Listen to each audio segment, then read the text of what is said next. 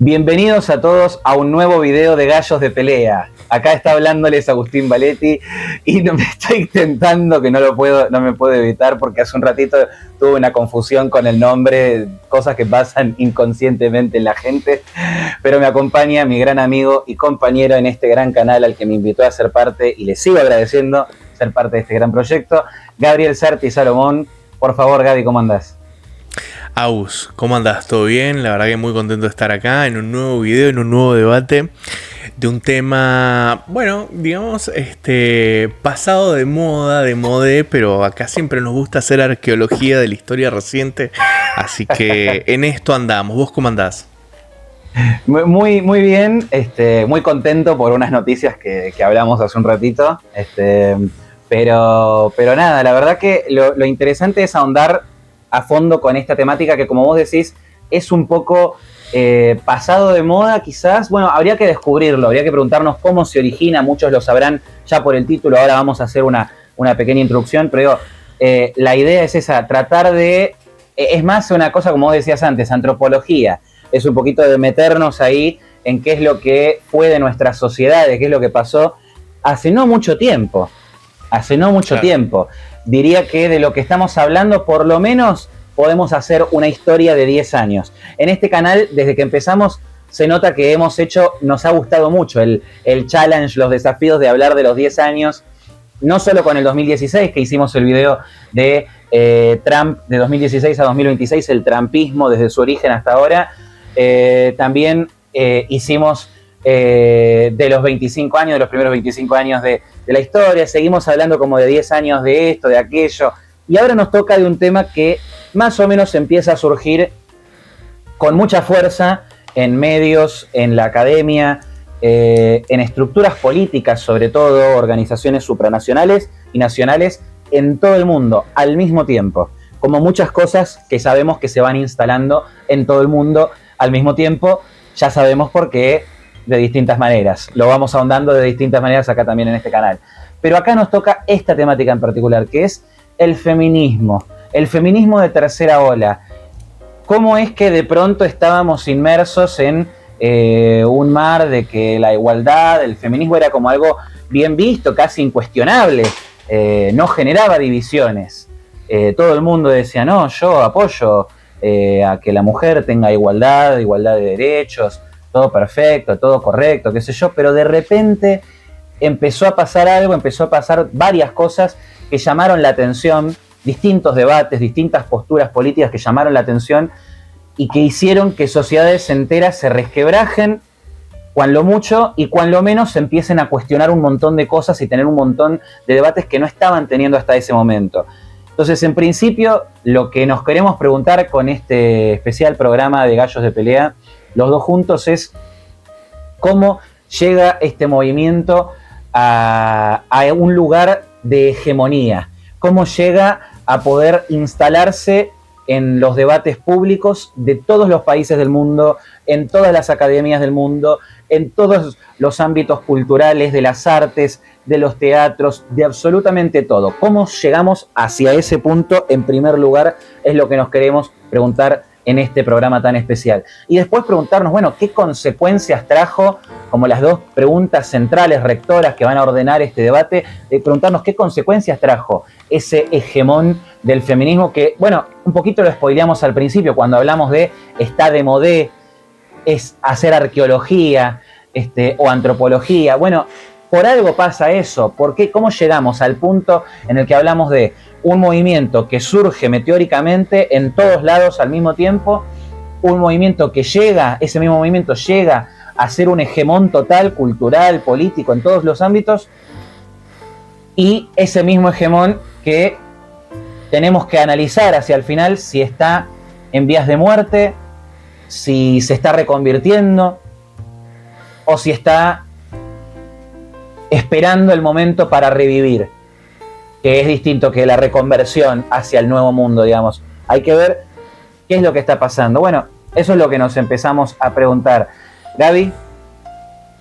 Sí, a ver, sí, lo primero señalar reconozco que el tema, dije que lo planteé yo dije deberíamos hablar de esto, porque bueno, acabamos de pasar el mes de marzo, el famoso mes de la mujer, el 8M, ¿no? La idea de este debate era hacerlo en marzo, pero bueno, pasaron cosas y no pero llegamos, es mejor, así Gaby, que... Es mejor, porque ¿sabes qué?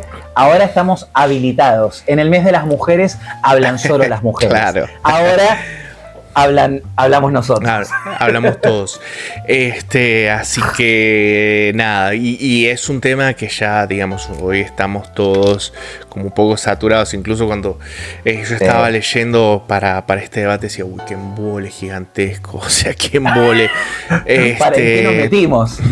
¿En qué nos metimos? No tanto por ¿cómo se llama? Por el miedo a opinar, sino porque ya está, o sea, ya está. Si no, no hablaríamos de las cosas que hablamos, Gaby. Pero sí me parece interesante este ejercicio de tratar de entender cómo ese movimiento, concretamente el feminismo de cuarta ola, logró convertirse en la década pasada, y un cachito en esta, si se quiere, en una cosa hegemónica en las sociedades, ¿no? Porque, digamos, el feminismo ha sido un movimiento que ha existido desde el siglo XIX. Incluso hay pensadoras feministas que lo analizan desde el siglo XVIII, el 1700, ¿no? Finales del 1700. Pero lo cierto es que si bien en esa gigantesca trayectoria, ¿no? de por lo menos más de 200 años, ha habido cambios y ha habido momentos de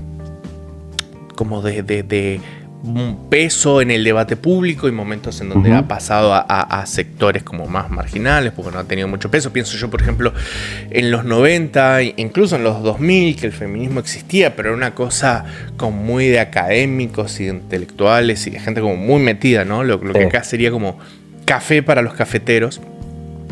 De repente, en la década pasada, eso eclosionó y se convirtió en hiper mainstream, ¿no? Y todo el mundo hablaba, opinaba, y bueno, y vivimos lo que todos conocimos, ¿no? El Me Too, las denuncias, la hermana Yo Sí Te Creo. El Ni Una Menos, en Argentina, en Latinoamérica, ¿no? En todo el mundo. Claro, entonces, las campañas del aborto.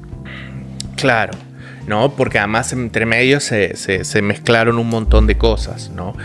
Y eso, la pregunta, el ejercicio que queremos hacernos hoy es entender cómo eso que, insisto, antes de la eclosión de este feminismo de cuarta ola, que además creo que no terminamos de tomar dimensión lo muchísimo que ha marcado la era que estamos viviendo y las eras, los años venideros.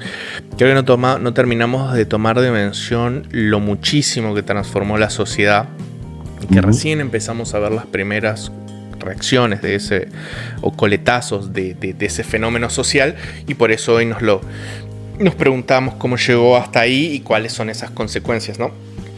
En ese sentido, si me lo permitís, yo creo que por lo menos esta es mi interpretación, ¿no? O sea, preguntándonos, ¿no? Volviendo a la pregunta de cómo este movimiento que era marginal terminó convirtiéndose en una cosa, en un fenómeno tan hegemónico, ¿no? Sí, sin lugar a dudas, en la década pasada podemos decir hegemónico, por lo menos en el debate público, ¿no? El análisis que se hace desde la derecha, que creo que quien mejor lo encarna ha sido, por lo menos en habla hispana, a mi entender, Agustín Laje, con el famoso libro El libro negro de la nueva izquierda.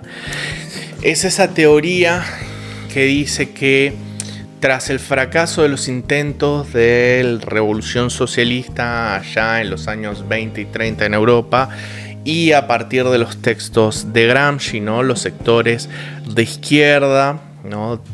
Insisto, de la lógica gramsciana, de la lucha cultural, y muy inspirados con la escuela de Frankfurt y después la escuela de Birmingham, se empiezan a meter en las instituciones académicas, educativas, culturales y demás, a dar esa suerte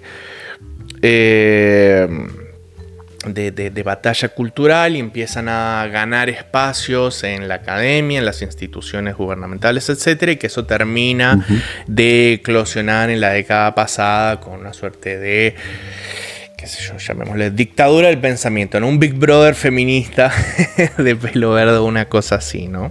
Que en algún punto, digamos, se tuvo esa sensación, ¿no? De que si dabas la opinión equivocada, pues te quemaban vivo. En el 2017, 2018, un poco la dinámica era esa, ¿no? O sea, si vos opinabas, decías lo incorrecto o habías dicho y dejado en Twitter dicho algo que no estaba bien aceptado, te quemaban vivo, ¿no?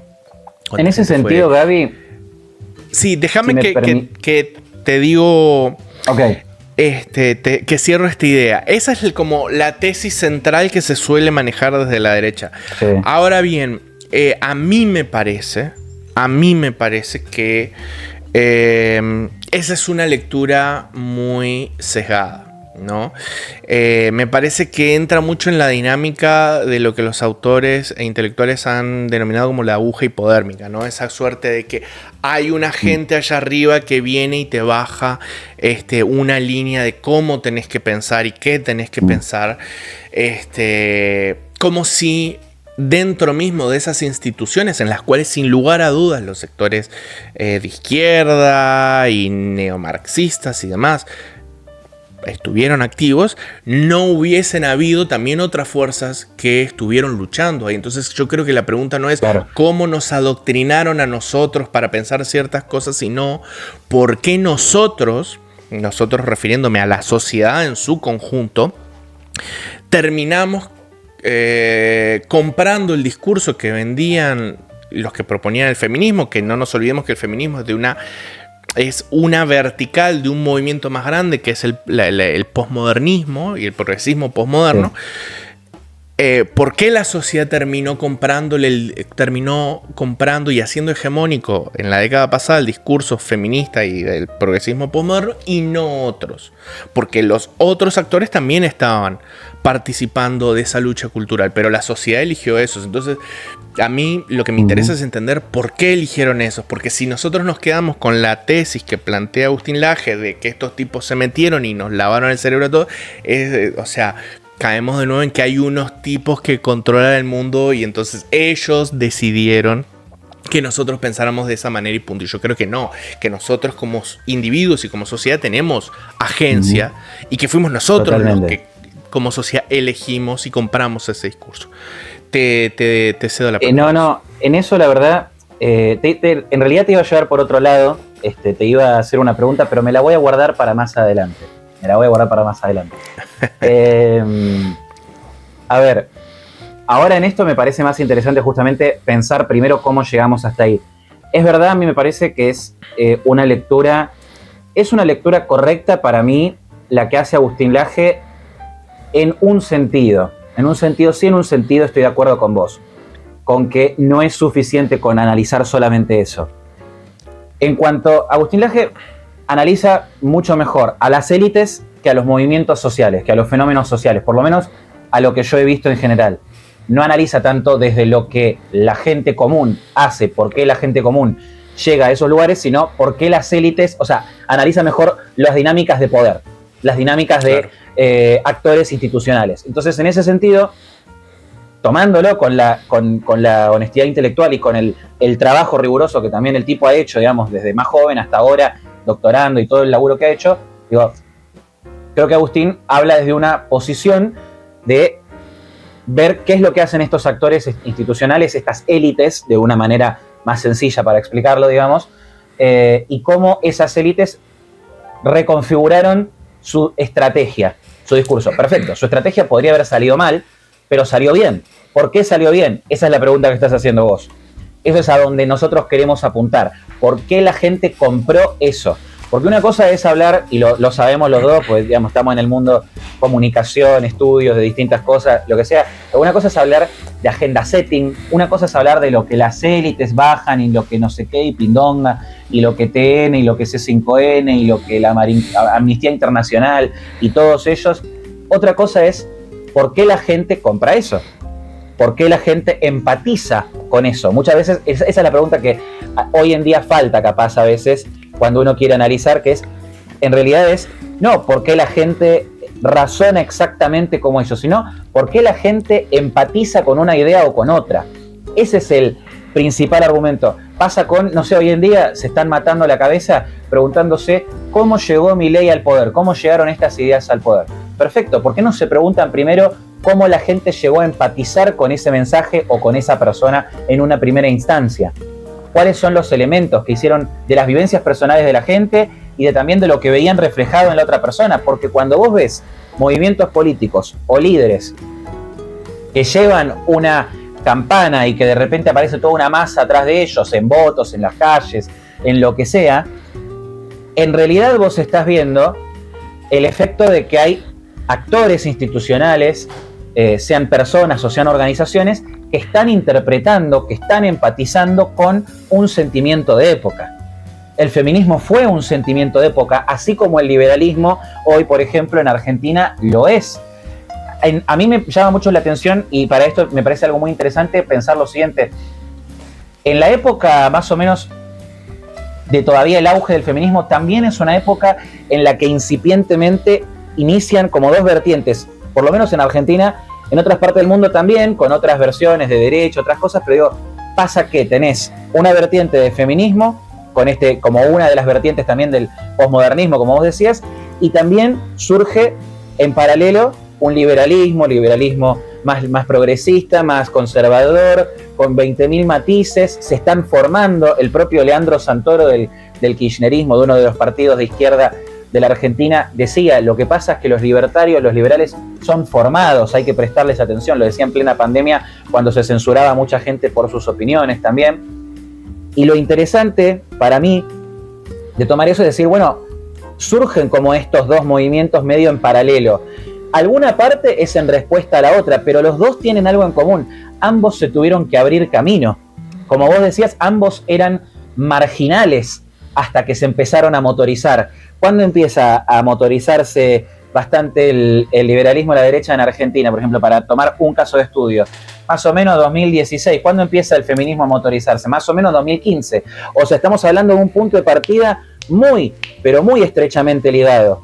Y después, obviamente, sí, se potencia un poco más, termina teniendo una potenciación extra el auge, el crecimiento del liberalismo en Argentina, cuando empieza el desgaste del proceso de hegemón del feminismo, que es el que más rápido había crecido. O sea, si los tuviéramos que ver en un gráfico de barrita, digamos que el crecimiento del feminismo fue así, el del liberalismo estaba así, y de repente, ponele que en 2017, 2018, empezó a ser así.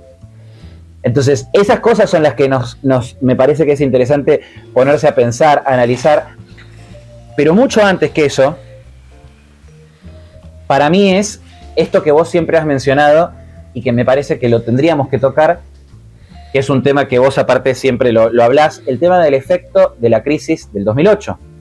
Porque todo esto que estamos hablando, vos bien lo mencionás, decís, esto empieza a ser un auge fuerte en la mitad de la segunda de la década del 2010. En la segunda mitad de la década del 2010. Pero en realidad, esto empieza a cocinarse un poco antes. Y una de las cosas que a veces hemos hablado es decir esto de, bueno, de alguna manera habían dos vertientes. Había una versión del posmodernismo, del progresismo, de la lectura de las sociedades modernas y demás, y una versión, la del marxismo, el antiimperialismo y un montón de cosas, y termina después del 2008 de alguna manera triunfando esta versión más posmoderna con todos estos elementos del ambientalismo, feminismo, ecologismo, un montón de ismos que venían en el mismo paquetito.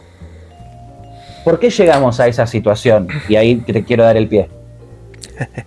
Sí, coincido plenamente. A ver, yo acordándome de cuando empieza a aparecer, por lo menos en las conversaciones del día a día, el tema del feminismo. Es cierto que en Argentina termina de eclosionar así con todo a partir del Ni Una Menos. pero cuestiones al respecto que decías que eso es muy machista y la igualdad y tú, digamos, de manera como muy superficial las consignas del feminismo.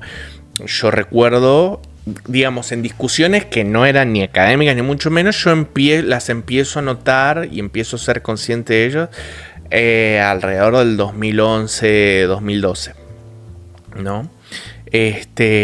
También no nos olvidemos que en Argentina, ahora no me acuerdo bien el nombre, pero el caso que dispara todo el feminismo fue el caso del asesinato de la chica, que por cierto le voy a pedir al editor si por favor puede silenciar, blurear esa palabra para que no nos desmoneticen.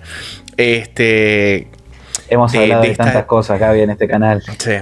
De esta chica que el asesino había sido su novio, que con la ayuda de la familia le había enterrado. No recuerdo bien ahora el nombre, pero también si el editor puede poner Candela. Acá me dicen Candela. Hola, acá Gabriel del futuro. Hago este breve paréntesis simplemente para hacer una pequeña corrección. Cuando hablo del caso Candela, que dato que en realidad se me acercó de manera equivocada, me estoy refiriendo al caso de Kiara Pérez, una chica de 14 años que en el año 2015 fue asesinada por su pareja Manuel Mancilla luego de que ésta se acercara para notificarle de que había quedado embarazada de él. Un caso horrible que detonó el movimiento de Ni Una Menos en la Argentina. Nada más, simplemente para corregir ese error. Los dejo con el resto del video. Un saludo enorme. Chau, chau. Bueno, eso fue el caso que disparó todo en Argentina. Pero volviendo al trabajo arqueológico, a mí me parece que hay una cuestión interesante. A ver, dos cosas. Vos dijiste que Agustín Laje hace un análisis del funcionamiento de las élites.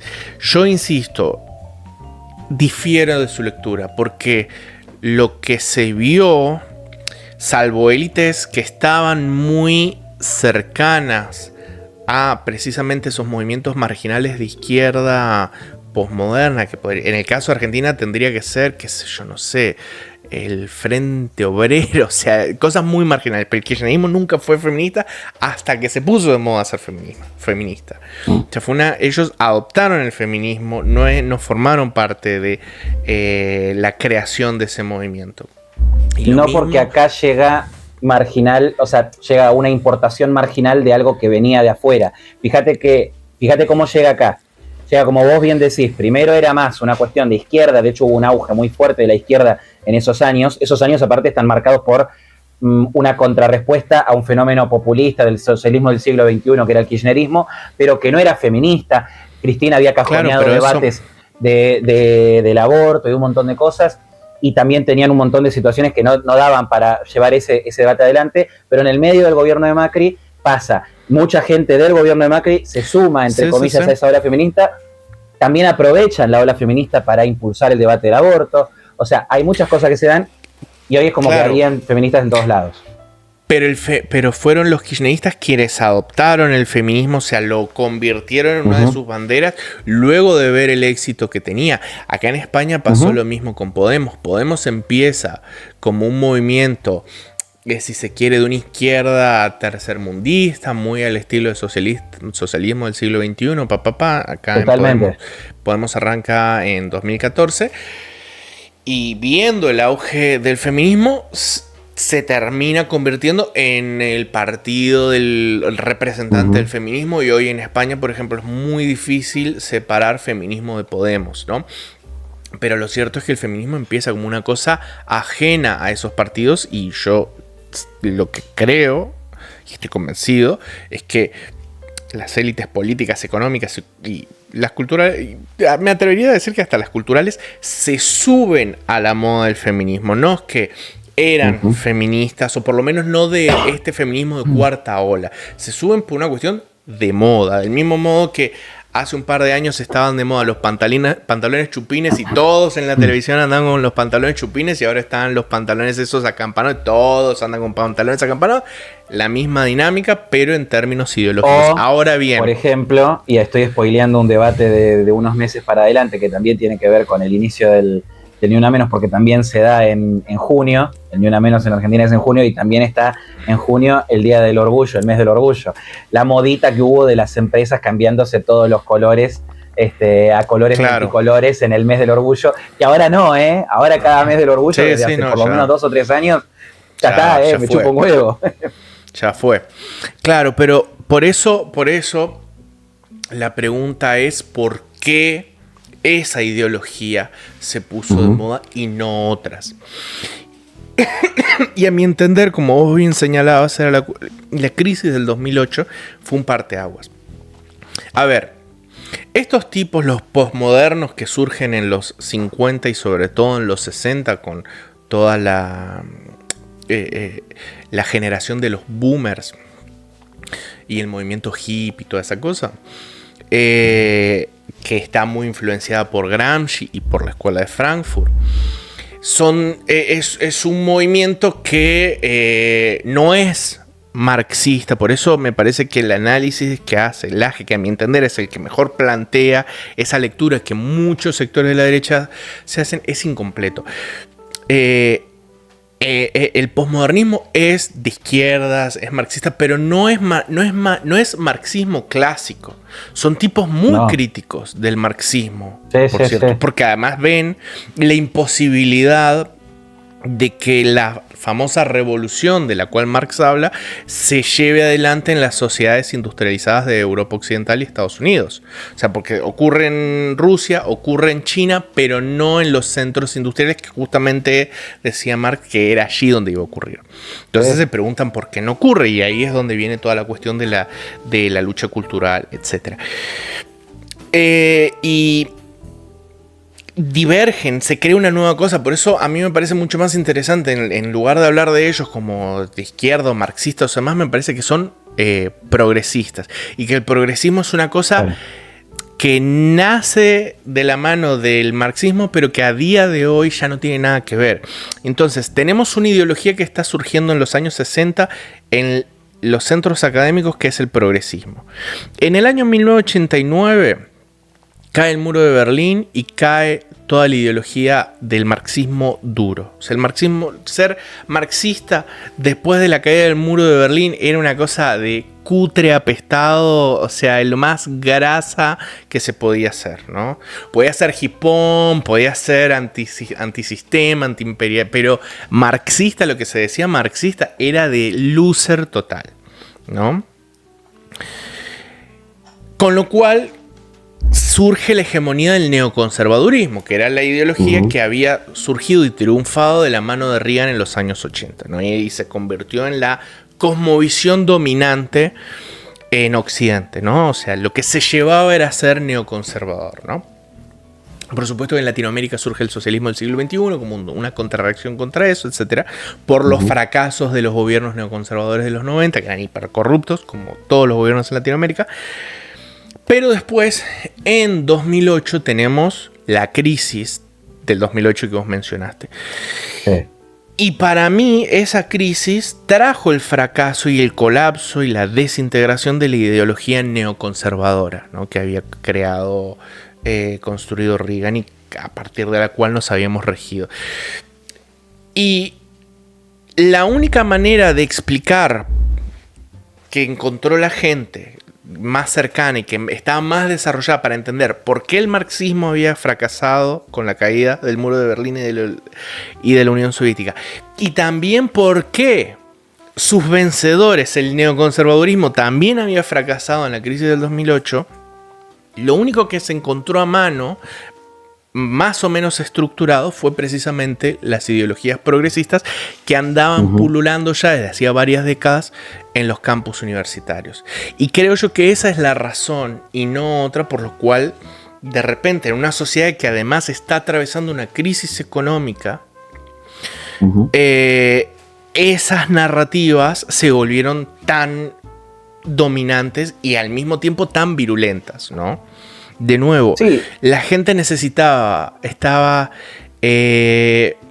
urgida de una explicación de por qué carajo todo se estaba yendo al tacho, y encontraron que lo único que refugio. tenían a mano eran las explicaciones de el heteropatriarcado, el racismo estructural, etc. Y se lanzaron ahí de cabeza.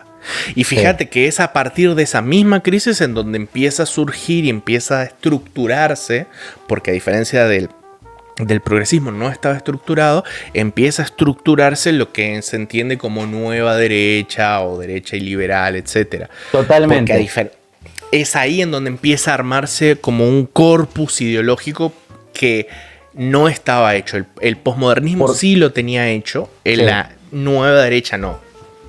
Porque aparte la nueva derecha se genera como una contrarreacción que en realidad viene de mucho tiempo antes. Lo que pasa es que, como vos decís, no estaba estructurada, no solamente frente al posmodernismo y el progresismo, sino también frente al paradigma neoconservador.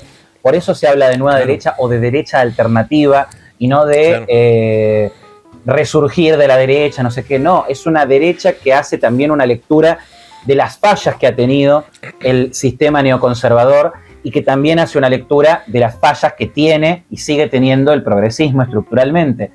Ahora, algo que me parece interesante de esto que vos decís es la línea de tiempo.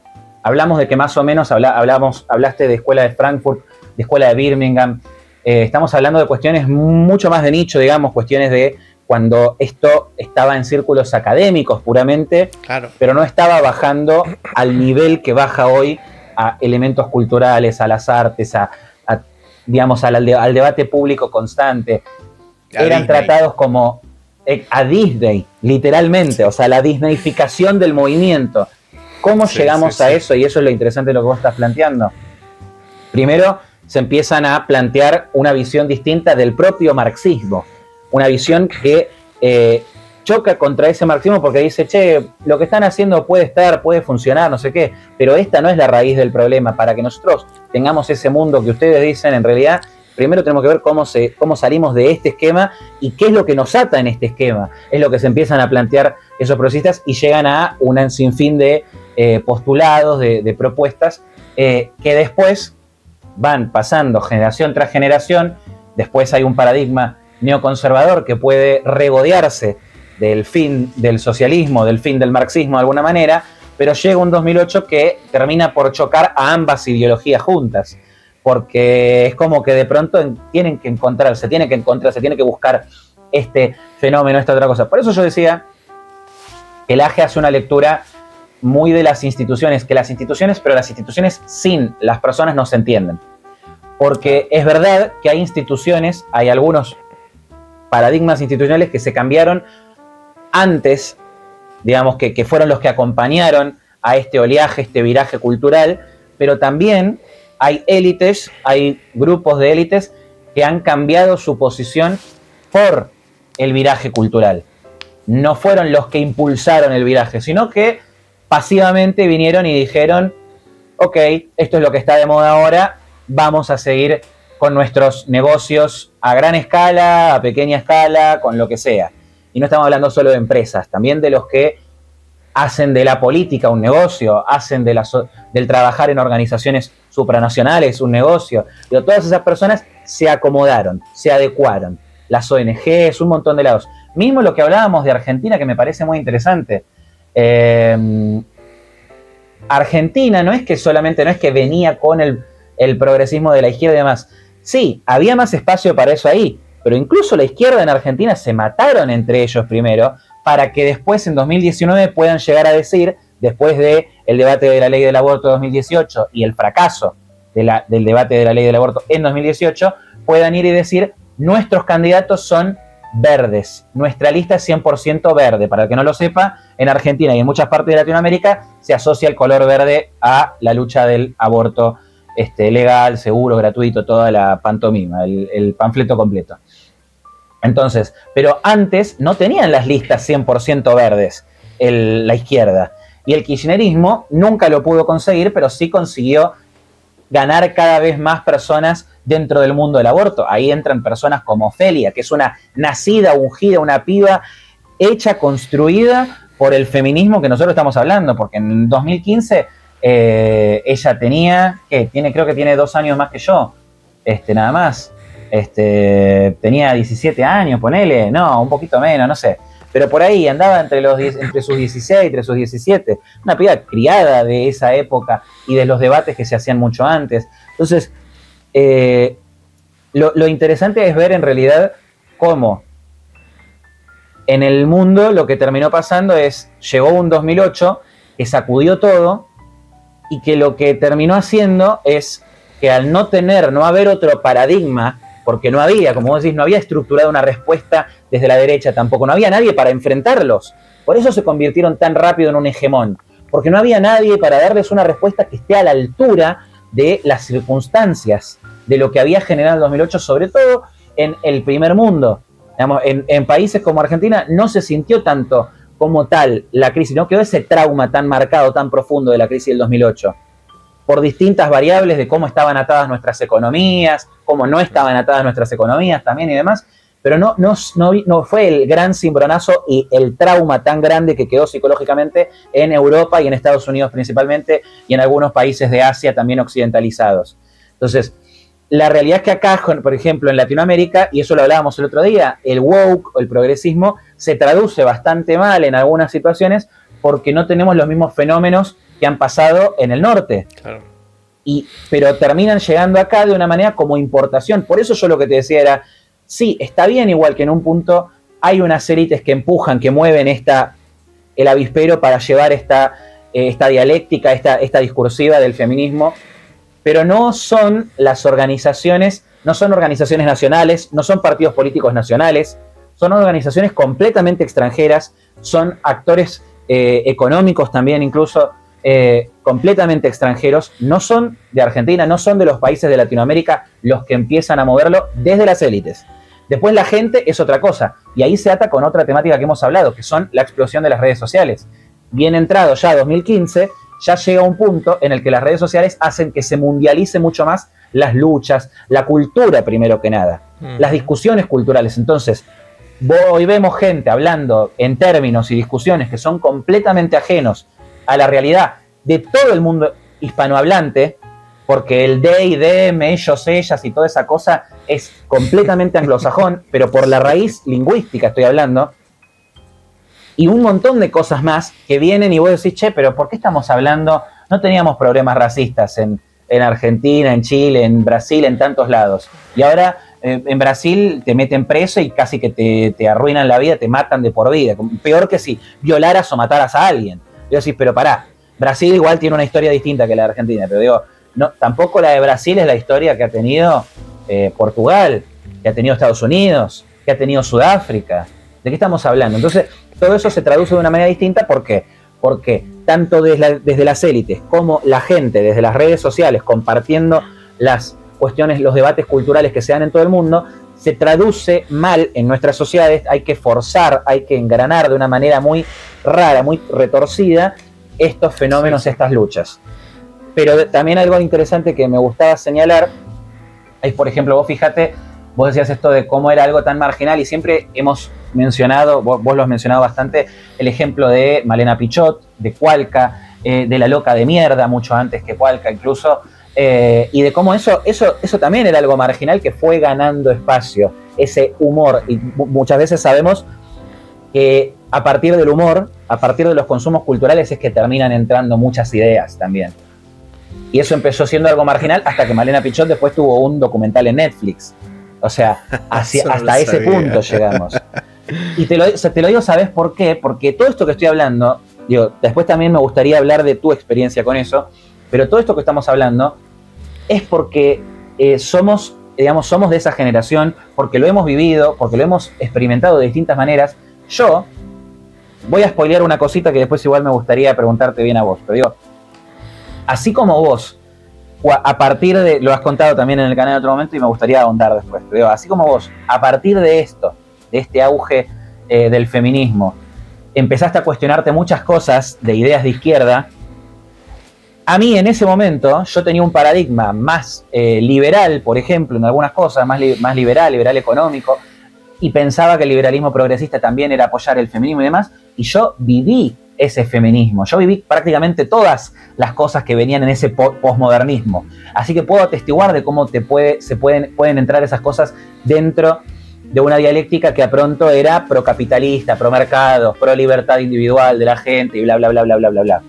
Y de hecho, el discurso que tenían era completamente todo el tiempo el discurso machacado del feminismo, de todos los ámbitos de la vida, era completamente arraigado en la libertad. El progresismo es como que quería liberarte, quería que avances, y el avance era un progreso en libertad, en ganar más derechos, en ganar más autonomía, la autonomía de mi cuerpo, mi decisión y toda la zarlanga.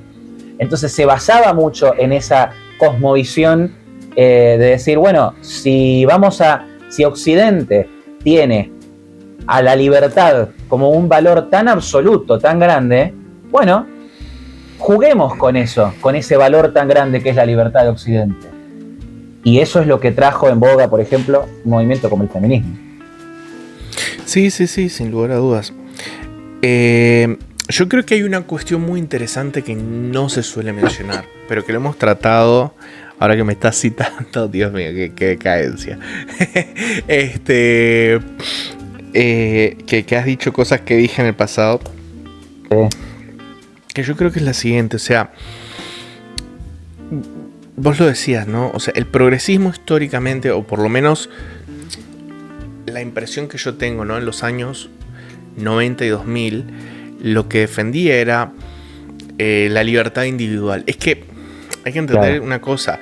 La izquierda en Occidente, si bien tenía una parte estatista a nivel económico, a nivel social era muy de libertades, defendía mucho las libertades individuales, o sea, los valores que históricamente, por lo menos que en los 90 y 2000 defendía la izquierda, eran cosas como la despenalización de la marihuana, el aborto, que se despenalizara el aborto, el matrimonio igualitario, etc. O sea, e incluso en los sectores de izquierda, ya no hablamos los partidos políticos, sino la gente que se identificaba de izquierda, se identificaba no tanto por las ideas económicas, sino por una cuestión de defender las libertades individuales, porque en los 90, y como consecuencia de este surgimiento del neoconservadurismo, en la derecha ideológica, no partidaria, en la derecha ideológica estaban las famosas señoras del Opus Dei, acá les dicen así, pero que en Argentina son las viejas caceroleras, que eran esas minas que, por ejemplo, decían que los niños se volvían violentos jugando juegos de shooter o el Call of Duty, entonces que había que prohibirlo. Eso sigue pasando, Eso sigue pasando, y es más allá de las ideologías, Acá pasa mucho. Sí, pero ya es, digamos, muy marginal. En los 90 no sabés lo que era esa locura que había de los padres.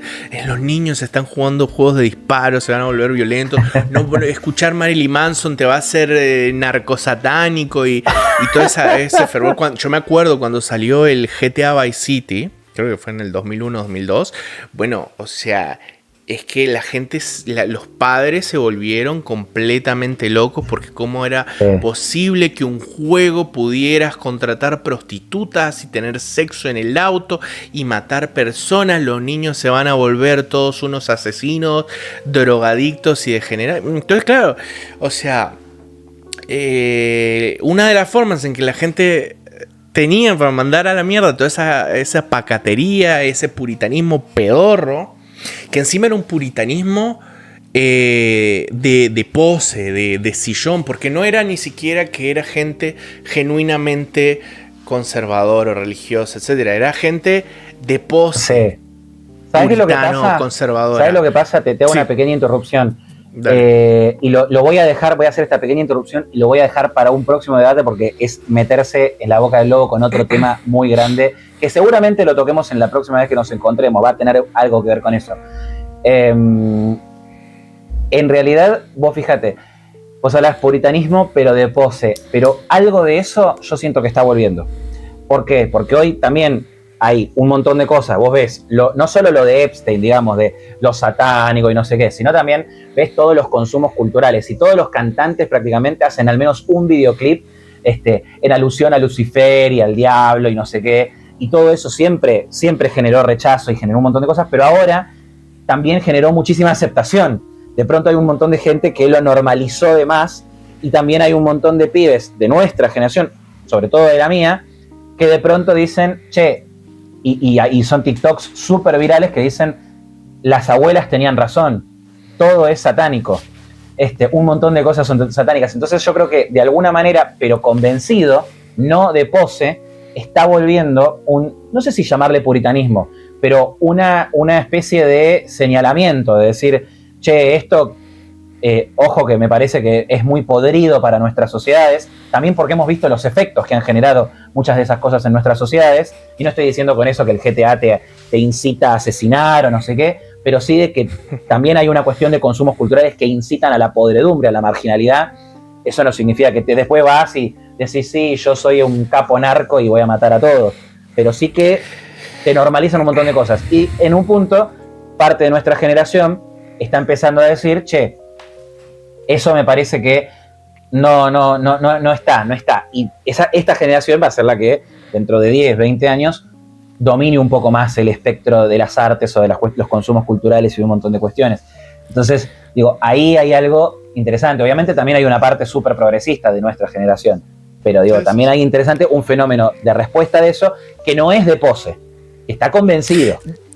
Sí, pero a ver, yo creo que lo de la generación actual, que estoy de acuerdo con vos, que es un debate interesante, pero creo que no viene al caso, así que lo dejamos ahí, stand-by. A mí me parece que, a ver,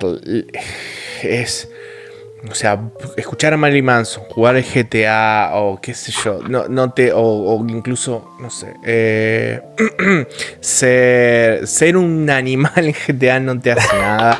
Y creo que hay mucho alarmismo en general en todas estas cosas, sobre todo porque era justo un momento de transición en donde los videojuegos se super popularizaron, en internet estaba surgiendo, etc. Creo que tras la crisis del 2008, ese puritanismo que antes estaba en la derecha cambia de bando, ¿no?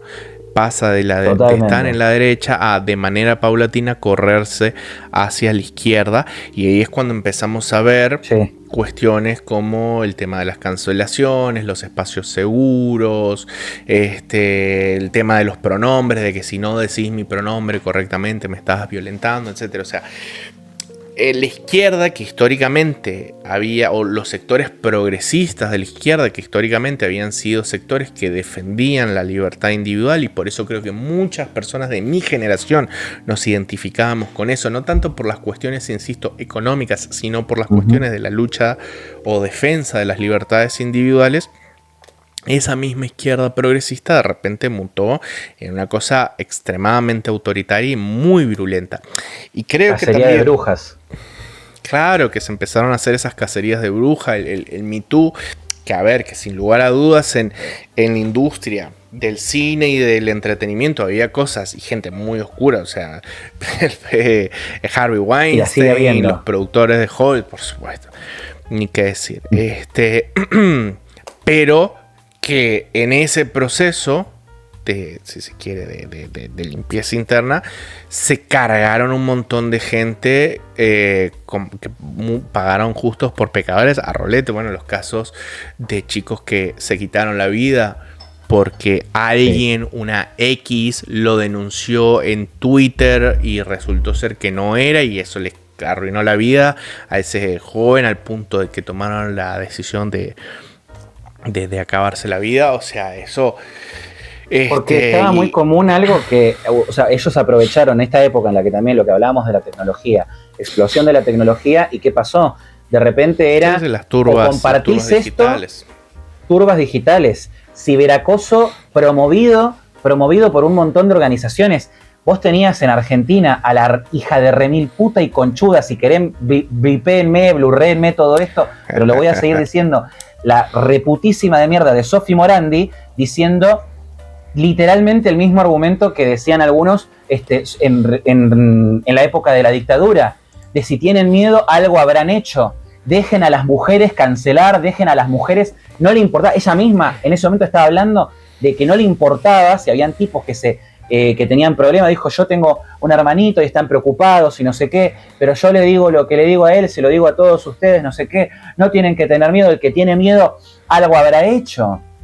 Y en el medio claro, se estaban matando pibes porque había un ciberacoso y se promovía y te decían, ponían historias en Instagram, porque tal me hizo esto y no sé qué. Entonces se exageró también un montón de cosas que ya era como, bueno, ¿por qué estamos todos participando en los problemas personales de esta pareja de negros de Avellaneda o de Trelew o de donde poronga sea? ¿Por qué me importan los problemas personales? Vayan, está bien que vayan y resuelvan y que vaya y que la policía realmente actúe y que no se les ría en la cara y que no dejen en banda a esas mujeres que son víctimas de violencia, como tampoco que dejen en banda a tipos, por como han dejado a tipos en banda, porque como surgió todo este feminismo, de pronto ya no había igualdad ante la ley y de pronto era como, bueno, ¿por qué te está pegando tu mujer? ¿Por qué te está violentando? ¿Por qué te está abusando esta mujer? Algo tal vez habrás hecho vos. Entonces se convirtió todo en un ambiente de hostilidad y de desprecio al hombre por ser hombre, y que vos, ante la duda, sos un potencial abusador. Por tener pija, por ser pija portante, ya sos un potencial abusador en potencia. Por ser hombre nada más. Sí, sin lugar a dudas eso ocurrió y como vos bien mencionás, eso es en parte consecuencia de la eclosión y el auge de Internet. Yo creo que es justamente de esas cosas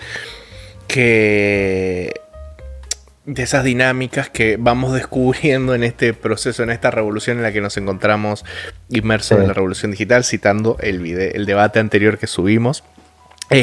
¿No? O sea, esas dinámicas tóxicas que creo yo que se irán moderando, ¿no? Con el correr de los tiempos, porque se irán estableciendo normas sociales, no digo leyes, pero sí normas sociales de esto no se hace, punto. No, pero bueno, tenemos que chocarnos con eso primero y bueno, creo que eso fue una cosa. Fíjate que ya hoy en día las cancelaciones ya ni siquiera tienen mucho. Yo no veo ninguna. No veo nada. Por eso ya como que ya no traccionan, porque creo que nos hemos dado cuenta que creer lo que dice alguien en internet es como un poco qué sé yo, ¿no? Pero hay una cosa que yo ya lo mencioné en otro video, pero que me parece pertinente retomarlo, porque la pregunta es, y si querés ahora pasamos a qué consecuencias ha tenido el feminismo, por lo menos a día de hoy, es por qué se volvió un fenómeno, ¿no? O sea, además de volverse hegemónico, por qué fue tan viral, ¿no? O sea, fue tan reactivo, ¿no? Porque podría haberse vuelto hegemónico. Digamos, la premisa del feminismo, por más de que sea el de la cuarta ola, que tiene ciertas particularidades con el movimiento queer, etcétera, los trans, etcétera, era al fin y al cabo encontrar la igualdad entre hombres y mujeres. Pero sin embargo, lo que vivimos, lo que se vivió es justamente lo que vos decías, ¿no? De una cosa como de mucho resentimiento, ¿no? De mucho enojo, de mucha bilis. Y yo creo que eso tiene que ver, que yo ya lo mencioné en otro video, que la década de los 2000 fue particularmente vulgar, por usar un término, como en las dinámicas entre hombres y mujeres. Para mí, la película American Pie, que salió en el 99, marcó, o sea, puso en boga una dinámica entre hombres y mujeres. No la película American Pie, pero sí que popularizó una forma de vincularse entre hombres y mujeres que era muy tóxica. La verdad, eso de las emborrachamos, etcétera, nos fifamos. O sea, pasamos de Rachel y Ross, de Ross y Rachel, a una cosa de estarse tirando una mina en una discoteca borracha mientras te metías una línea de merca. O sea, pasamos de 0 a 100 sin nada. La degeneración. La degeneración, entre medio explota, hubo el boom de las fraternidades, la pornografía de internet se volvió mainstream, ¿no? O sea, todo el mundo empezó a consumir pornografía, que no estoy diciendo que la pornografía, no me estoy convirtiendo en una vieja cacerolera o en una señora pero el feminismo también ayudó en eso, Gaby, porque el feminismo también en la empoderación sexual promovió constantemente que las mujeres se muestren, yo no tengo que explicar, que me muestren poca ropa acá. Entonces las mujeres ahora, de pronto una generación de pibas, no, y te lo digo porque lo he visto y se sigue viendo, que tienen todavía esa falla mental, que todavía es como, sí, me puedo mostrar en cualquier lado, ya no importan los contextos, no pones contextos para si te mostrás, cómo te mostrás, lo que sea, en las redes también, y llegamos también a la promoción completa del OnlyFans y de todo esto que también un día le vamos a hacer un capítulo aparte. Pero ahí no estoy de acuerdo, Aus, porque fíjate que una de las cosas contra las que lucharon las feministas de esta cuarta ola fue justamente en contra de la cosificación, y en Argentina vivían señalando el programa de ¿cómo es el que jugaba al Shenga? ¿Cómo era que se llamaba? No me sale. No. Bueno, ahora acá me lo van a decir. No, pero bueno, cancelaron, por ejemplo, a las chicas de las carreras de Fórmula 1. Mira, Sofovich acá, es que tengo la mejor asistente. De Sofovich. Las chicas de Sofovich que decían, no, que cómo era posible, que las están cosificando, a pesar de que las chicas aceptaban y ganaban plata por eso, pero nada, vos sos una alienada que no entendés nada, te están cosificando, no tenés que ir ahí. Cancelaron a las mujeres de las carreras, que también salían con poca ropa en el Fórmula 1, en las carreras de auto, etc. Con lo cual, todo el tema de la sexualización de la mujer, el feminismo de cuarta generación lo puso en el centro del debate como una cosa que no tenía que hacerse. Ojo. Yo te puedo creer que el de tercera ola, déjame terminar. Sí. El de tercera ola sí luchó por la revolución sexual, etcétera, etcétera, y muchas de esas mujeres o de esas ideas después reaparecieron acá, pero la lucha contra la sexualización y la cosificación fue una de las grandes banderas, grandísimas banderas del feminismo de cuarta ola, que es el que vivimos en la década pasada. Entonces, lo que pasa es que yo siento que se mezclaron todos los feminismos de alguna manera. Tenías el feminismo radical, el feminismo interseccional, habían debates de si las mujeres tenían que estar solamente en el feminismo o también integrar a los hombres, habían debates de si también tenía que ver todas las cuestiones de diversidad, las maricas, queer, como les decían ellas mismas, digamos, las feministas, los movimientos progresistas, o si tenían que estar también justamente las mujeres trans. Todo ese debate estuvo. Después lo terminaron ganando el sector, digamos, interseccional, de mezclar todas las luchas, porque todas las luchas juntas vamos a tirar el capitalismo y el sistema central del patriarcado que nos oprime a todos y todas y todes y bla, bla, bla, bla, bla. Y tenés ahora que el encuentro plurinacional de mujeres que se había fundado al calor del Ni Una Menos en Argentina, por ejemplo, es el encuentro de mujeres, travestis, neotravestis, queers, maricas, transexuales. O sea, es un nombre muy rimbombante que si me lo quisiera acordar, no lo sé, es una cosa muy rara. Pero digo, a lo que voy es, lo que pasa, eso que vos decís, no invalida lo que vos decís, lo que yo estoy diciendo. ¿Por qué? Porque habían dos feminismos en boga. Había un feminismo que le peleaba al otro, de hecho. Yo me lo acuerdo cuando, por ejemplo, una pelotudez, te voy a decir, una mina como Jimena Barón, que tipo era una cualquiera, digamos, de los medios, y era la que era una recontra feminista, entre comillas, de esa época, pero de la versión más mainstream de liberate, mostrate, no sé qué, y tenías a otras que estaban ya más con el puritanismo. Entonces vos tenías un feminismo radical de la segunda ola, de Beauvoir, de la abolición del género, de la abolición de la prostitución, de la abolición de la pornografía, de absolutamente todo eso, y tenías un feminismo que decía sí a la pornografía, sí a la prostitución. Estaba el sindicato de las prostitutas en Argentina diciendo somos feministas, viva la revolución de las trabajadoras sexuales y todo eso demás. Digo, entonces en realidad era un feminismo que se ungía en el calor de una lucha incluso hacia adentro.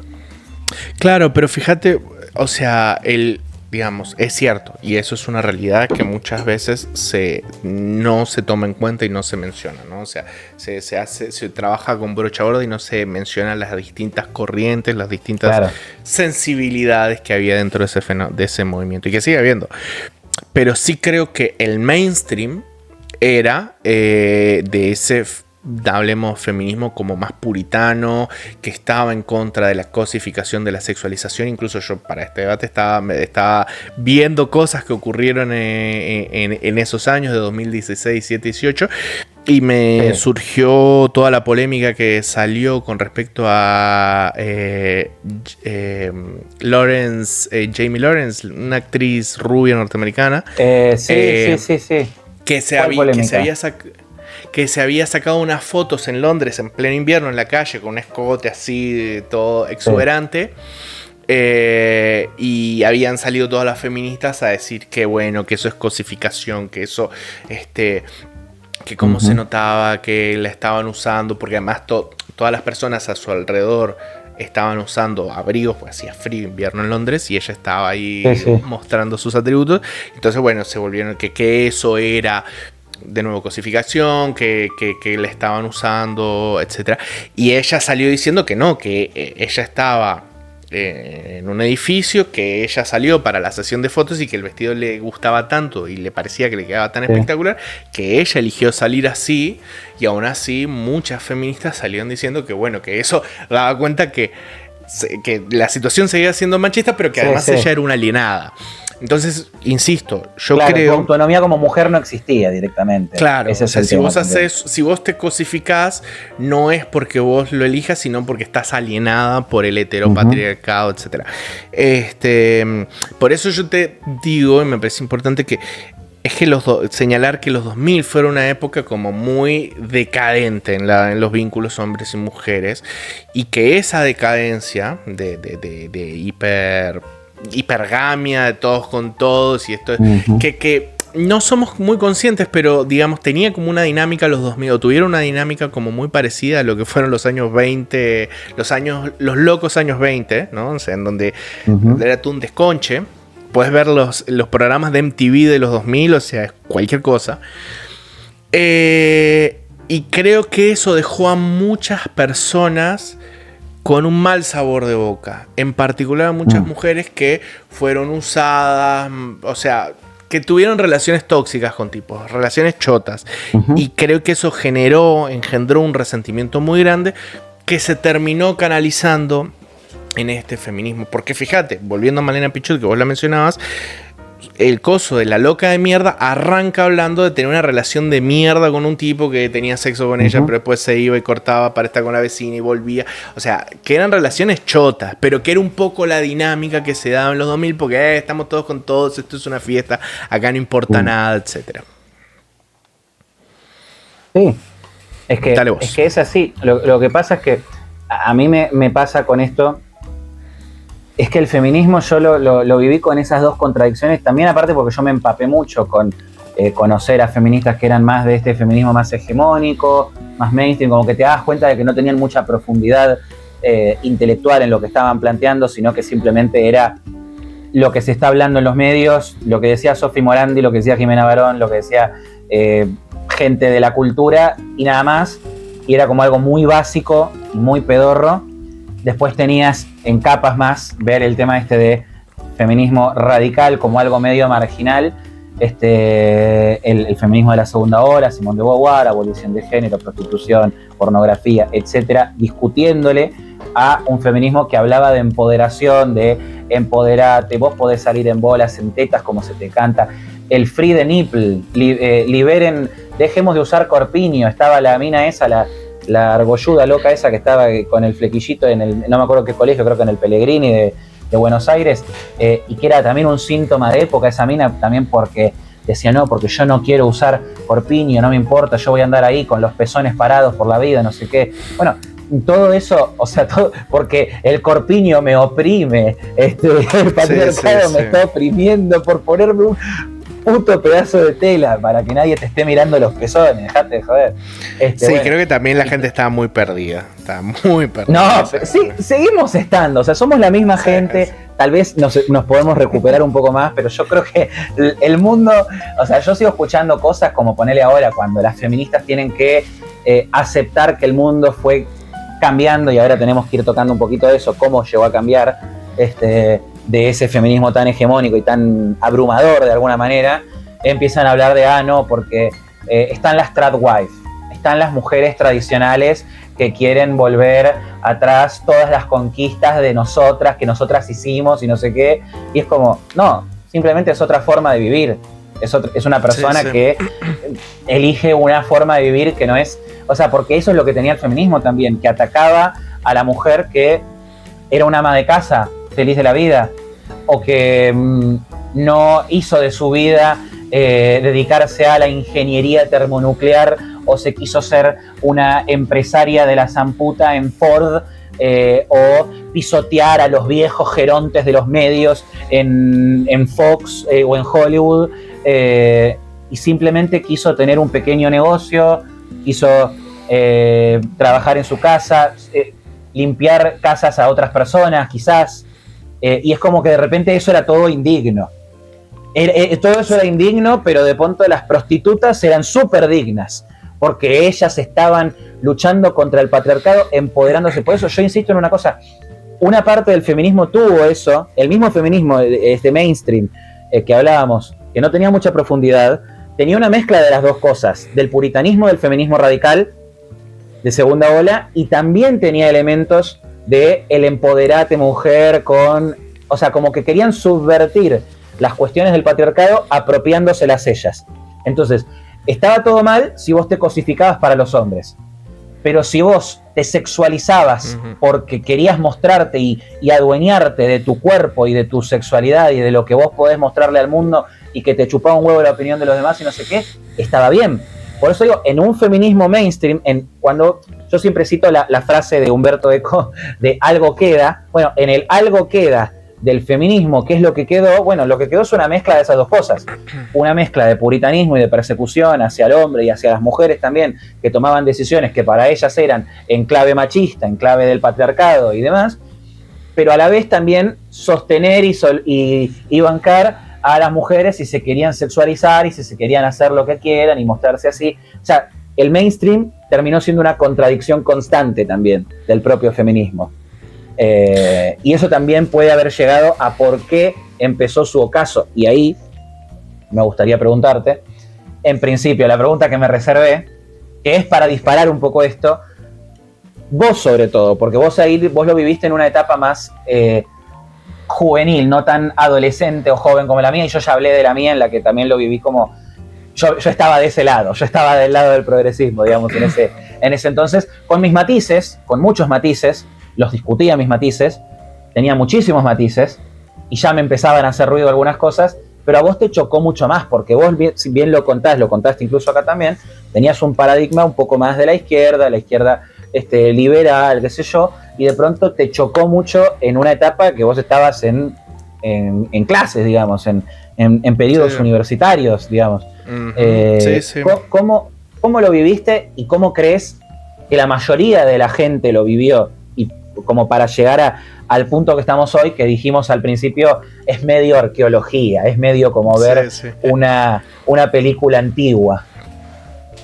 A ver, yo al igual que te diría que la gran mayoría de mis amigos y compañeros, tanto en la universidad como del secundario y demás, con quienes seguía teniendo mucho contacto, éramos todos de sensibilidades de izquierda progresista, estábamos todos a favor del matrimonio igualitario, de temas como el aborto, etc.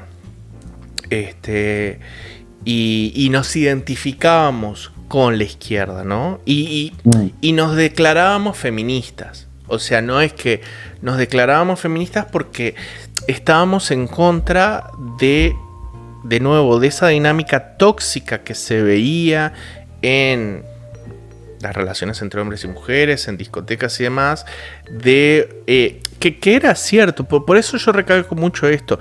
O sea, en los 2000 había una dinámica muy burda y muy vulgar y muy atropellada, en la manera en que la manera en que los hombres de mi generación y las mujeres de mi generación se vinculaban. Era como muy tosco todo, ¿no? Muy burdo. Y muchos nos parecía que aquello se estaba pasando de frenada, ¿no? Y por extensión nos identificábamos con el feminismo. Pero cuando eso empieza a convertirse en una cacería de brujas y en una cosa de señalamiento y denuncia arbitraria, ¿no? En donde ya no es, che, ciertas actitudes son chotas, por favor dejen de hacerla. pasa de eso a ser hombre está mal, cualquier denuncia hay que creerla, la masculinidad está mal, esa es la masculinidad tóxica, o sea, ser hombre está mal por el hecho de ser hombre, etcétera. Ahí yo, al igual que muchos de mis amigos, nos empezamos a replantear un montón de cosas y, che, pero esto qué onda, ¿no? Porque de nuevo eso se convirtió precisamente en ese movimiento puritano el cual nos había llevado en un principio ese movimiento progresista. O sea, yo me acuerdo, o sea, yo y mis amigos nos considerábamos progresistas y escuchábamos Molotov y Manu Chao y Calle 13 en respuesta a las viejas que nos salían y nos gritaban que niños, no escuchen eso y no anden en patineta y todas esas cosas de vieja chota. Yo la vivía, y entonces nos sumamos. ¿Cómo? Yo vivía a una vieja de esas que estaba andando en patineta, no sabes el quilombo que hizo esa vieja conchuda. Por eso, entonces nosotros en reacción a eso, a esa actitud de vieja chota, nos sentíamos parte... Uy, golpeé el micrófono. Nos sentíamos como progresistas porque estábamos a favor de que la gente haga, o sea, que viva tranquilo sin que lo estén juzgando, ¿no? A mí me parece que esa mentalidad neoconservadora de los viejos chotos que nos empujaron a mi generación a ser progresistas, creo que se observa muy bien, ya que estamos citando películas. Antes cité American Pie, que creo que encarna muy bien el espíritu, la primera, encarna muy bien el espíritu de los 2000. Creo que el espíritu de lo que era el neoconservadurismo que empujó a mi generación a ser progresista, lo encarna a la perfección belleza americana y en particular la esposa del protagonista. Esa mujer que es obsesionada por el dinero, que busca mostrar una vida perfecta, ordenada, que se escandaliza por todo, pero que al mismo tiempo y de manera paralela engaña al marido, es superficial, ¿entendés? Y era por eso yo te decía, porque yo ahora noto que hay como un retorno al tradicionalismo, a los valores cristianos y demás, pero no es una cosa performativa. Hay mucha gente que anda en dinámicas performativas y en las redes sociales eso se ve a leguas, pero también noto que hay un retorno en un sector grande de tu generación, de la generación Z, que sí lo hace de manera genuina. La dinámica de las viejas chotas neoconservadoras era puramente performativo, y por eso se escandalizaban y demás. Y volviendo a tu pregunta, y si querés ya vamos cerrando, y la pregunta de qué vino después, nada, que se joda el público, que lo grabaremos después, porque tampoco vamos a matar al pobre editor. El que vino después en realidad nos da el pie perfecto para lo que ya veníamos hablando, que nos gustaría tratar, Ojo. Pero yo creo que, dado que vamos hora y 10, para no matar al pobre Lucas, y de paso para darnos la posibilidad de generar más contenido sin que se nos quemen las neuronas, podemos dejarlo para un segundo episodio de esto, como también tenemos pendiente un segundo episodio de la Revolución Digital. Pero para cerrar tu respuesta, yo creo que muchos nos replanteamos cosas, yo creo que fui de los primeros, por lo menos de mi grupo de amigos. Yo rápidamente, ¿cuándo fue? En el 2017... entre el 2016 y el 2017, que recuerdo que Malena Pichot junto a Julia Mengolini en la radio Futurock le hicieron una cancelación horrible a One Reich y Julieta Pink por un programa en donde entrevistaron a un tipo que no recordaba bien qué había pasado que estaba muy borracho y que se había acostado con una mina, y entonces la chica estaba borracha y él se acostó con ella, entonces eso lo interpretó Malena Pichot y Julia Mengolini, que aquello había sido un abuso, y le hicieron una cancelación horrible a One Reich y Julieta Pink de Metro y Medio, que yo los escuchaba y me gustaban un montón, y ahí dije, o sea, perdimos el norte, ya está. Andamos, ya desbarrancamos. Y ahí fue que hice un viraje completo. O sea, fue una deconstrucción ideológica para arrancar de cero y empezar a replantearme todo desde el vamos, ¿no? O por lo menos, pero con el mismo espíritu de buscar la libertad de las personas. Porque lo que no me banco es que vengan viejas chotas de izquierda, de derecha, de centro a decirme a mí o a nadie cómo carajo tienen que vivir. A mí me pasó algo parecido, con eso ya se notó igual, ¿eh? En mi caso se notó ya con qué, creo, con lo de Sofi Morandi. El escucharla en el prime time nacional, en el programa de Marcelo Tinelli, que era el programa más visto de la Argentina en ese entonces. Sí. Y yo encima creo que de casualidad justo lo vi en vivo, porque yo no miraba esas cosas, pero mi vieja y otras personas crecieron viendo a Tinelli mucho en la televisión y lo seguían viendo. Y tenías a Tinelli, un Tinelli, un Jorge Rial y un montón de esos pelotudos, hijos de remil puta, que se aprovecharon de un montón de mujeres, y no les importó hacerlas mierda, y no les importó cosificarlas, y no les importó denigrarlas completamente, no les importó vender eso.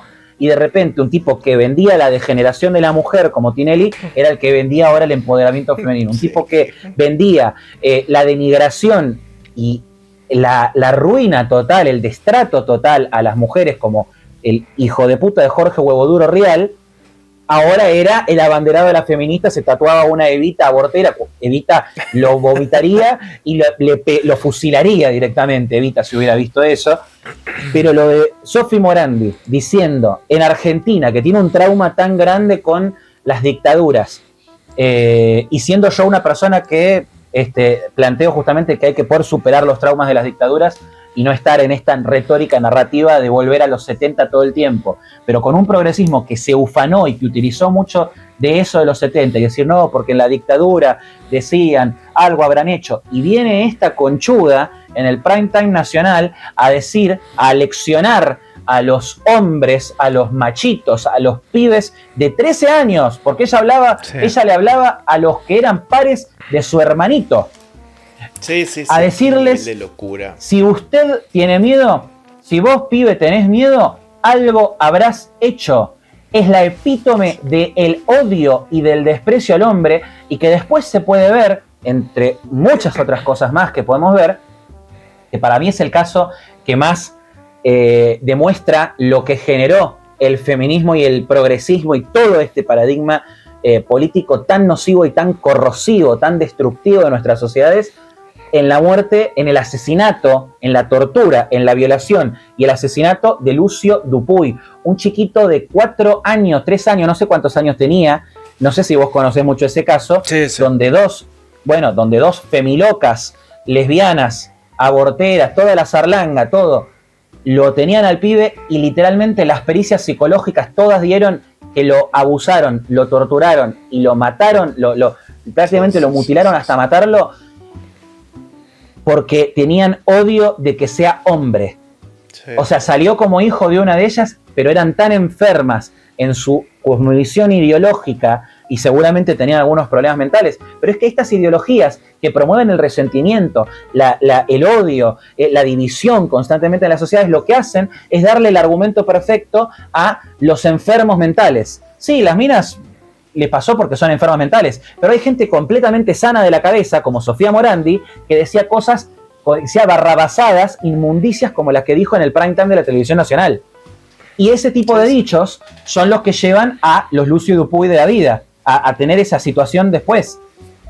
Entonces, no es cualquier cosa este debate, y para mí lo interesante, aunque no lo hayamos hecho con una mujer, con otra mujer que esté más de acuerdo o menos de acuerdo con nosotros este debate, fíjate qué interesante este debate porque es de dos hombres que vivieron al progresismo en generaciones con un poquito de diferencia, porque obviamente hay un cambio entre la tuya y la mía un poco más centennial, la tuya un poco más millennial y todo, y con otras vivencias, con otros choques que nos han marcado a nosotros en la vida en general, pero que de alguna manera empatizamos en esto que arrancábamos al principio.